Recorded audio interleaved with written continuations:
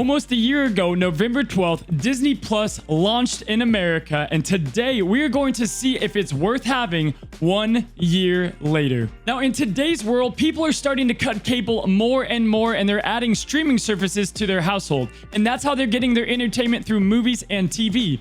Now, giants like Apple, Disney, and even NBC making their own streaming platform, Peacock, are starting to make their way. You can thank Peacock for taking away Parks and Rec from Netflix. This is leaving so many options to choose from, and you want to make your bill not what it was when cable was there. That's why you cut it in the first place.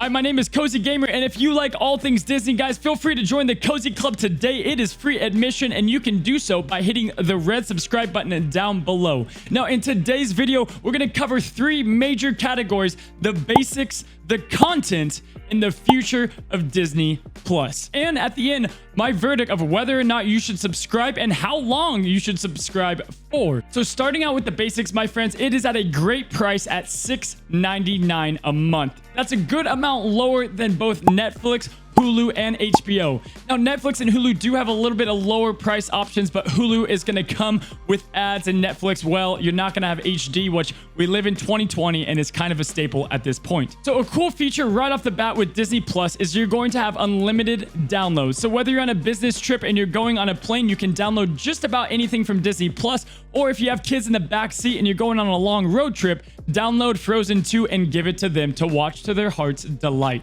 Also, if you have a big family or you're one of those people that like to share their passwords, you're going to be able to have up to 4 concurrent viewers at once. And so if you want to watch different shows in different rooms, so mom and dad downstairs watching Star Wars and the kids upstairs watching Pixar, you can do all of that with Disney Plus. Unless you've been living under a rock, you know that Disney has huge franchises. Now, this comes with a bonus and a con. The great part about this is you know you're going to get great content that you love right away. Whereas with Netflix and new shows that come out, you've got to fall in love with new characters, new stories, and new worlds. The world of Disney usually stays the same and you know what you're going to get. However, the con to this is it does take some time for these to come out, as they're kind of mini movies at this point and take a lot of production. So you're not going to get a lot of exclusives, and it's really only one project at a time. So we've got Mandalorian for now, and we're left waiting and wondering for the amazing Marvel movies coming down the future. More on that later here in the video. One thing to know as well is Disney Plus can stream to a multitude of devices, so just about anything you have in the house,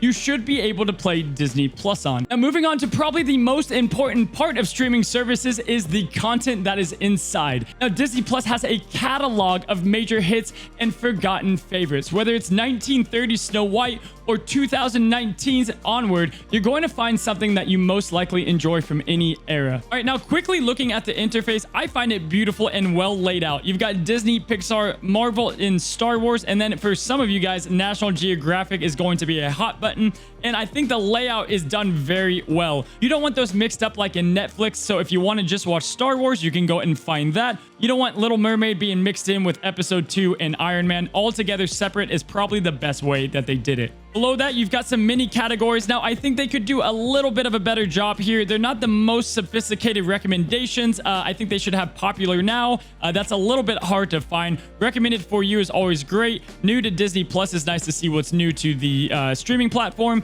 And then you've got things like Halloween movies right now, and you'll have Christmas movies later on, and so on. They do have categories like hit movies and originals. Now, I do wish this was a little bit cleaner, or even better, I wish that you could separate this yourself and place things where you want them, like maybe having Star Wars recommendations at the top and popular movies and so on. Now, one of the main reasons you're probably considering subscribing to Disney Plus is one of the big 3. Right here, you've got the main one, Disney, the crown jewel of all of it. You can say goodbye to those 100 VHSs you used to have laying around and say hello to every Disney movie available.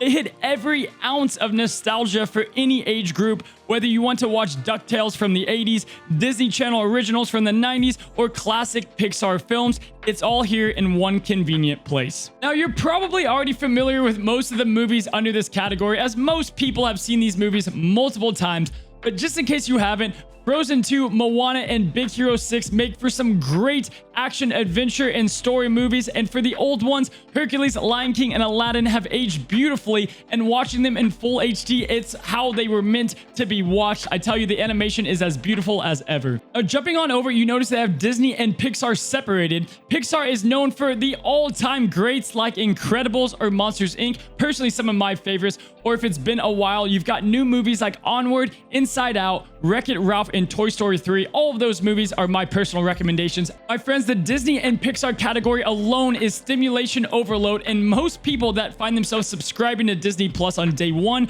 look at everything and simply there's too much to consume. So make a list, look at some of the best ones that you haven't seen in a while, and start binging away. Next up, you have the sci-fi giant that is Star Wars. This is personally what brought me to Disney Plus, and The Mandalorian is on its way. In fact, I'm sure some of you guys are watching it right now thinking, should I subscribe back to Disney Plus because of Mandalorian Season 2? The answer is yes, just alone for that. But there's also some hidden gems within Star Wars outside of the main saga series. Now, first up, you've got The Mandalorian that is now an Emmy winner. It has a Western-style take on a Star Wars TV show. Also, you've got Clone Wars, the animated series, which people think might just be for kids. Guys, give it a shot. Some of the best Star Wars stories are in there, especially for people that are in love with the universe. And lastly, you've got Empire of Dreams, an excellent documentary, which overall, I think Disney Plus has some great documentaries. Now, if Star Wars isn't your thing and you like superpowers and capes, well, you've got all of the Marvel movies right here in one convenient spot. Now, my favorite thing about Marvel is they make great standalone movies, but you can also binge watch them to your heart's delight. If you guys are having brand new people introduced to Marvel, there's some easier movies that I recommend going with.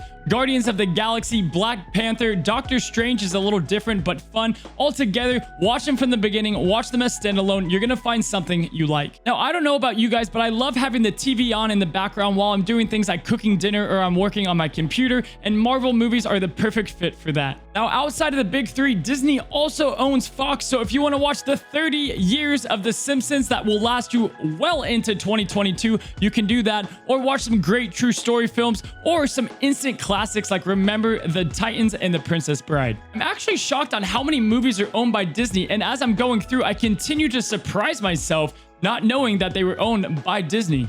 With some promising series to come, we got to give them a little bit of a break due to COVID-19 that delayed a lot of projects. Pixar's Soul is going to be coming out December 25th, which is right around Christmas time, and it'll be a great new Pixar film. And Mandalorian Season 2, as you know, is coming October 30th, which, guys, you know that's going to be a banger, so watch that as it comes out. Now, we've been promised some great series yet to come, and here's a master list of a lot of the things that we can expect. Some of the highlights on here: WandaVision, The Falcon and Winter Soldier, and Loki being the Marvel favorites. You've got What If, Hawkeye, She-Hulk, Moon Knight, and Miss Marvel, so plenty of content for you Marvel fans. Star Wars has The Bad Batch eventually coming out, and some other great series. Now, one quick thing I want to recommend is, depending on what platform you're watching on, you have the watch list. Now, when you first subscribe, go ahead and go through all of Disney Plus and add your favorite movies and TV shows so that you're not stuck doing the inevitable, what do you want to watch for 30 minutes? And then you could have watched a full show. I went through all of the categories and added everything I wanted to watch, so now I can go to my watch list and know exactly what I want to find. Another nice little touch is within the login profiles. You can assign your favorite Disney characters, click in, continue watching what you were last watching, or you're not going to have your little kid or somebody else messing up recommended for you, and you're not going to have things like Mickey Mouse's Clubhouse popping up on your feed. All right, guys, now it is time for the verdict. Should you subscribe to Disney Plus? Now, Disney Plus has a promising future with amazing exclusives and promising sequels. However, it's not going to give you that Netflix feeling where you go into an ice cream store and you have a million different flavors of ice cream. However, people choose chocolate and vanilla for a reason. You don't need to mess with it because it's already amazing, and that's the same feel that you'll get from Disney Plus. Now, if you're an adult or you're a pair with no kids, I recommend probably having Disney Plus for a solid few months. Get through some of your favorites and some of the exclusives, and then if you like a series, just go ahead and resubscribe whenever that series comes out. Whether it's keeping kids busy in the back of the car or having them in the airplane not screaming, you can't put a price tag on that. And I know for a fact that my niece watches Frozen 2 about 5 times a day, and guess what? She's gonna watch it another 5 times the next day. So my friends, in case it wasn't clear, go ahead and enjoy Disney Plus. They have a free trial if you want to try to binge watch or at least try out the streaming service. I want to thank you guys so much for coming and stopping by at the Cozy Club and finding out if Disney Plus is worth subscribing to. If you like all things Disney, be sure to subscribe. Admission is free and you can do so by hitting that red subscribe button down at the bottom. Guys, I plan on releasing multitude of Disney videos and more Disney Sorcerer Arena videos. So if you guys haven't joined, I will see you, and until next time, stay cozy, my friends.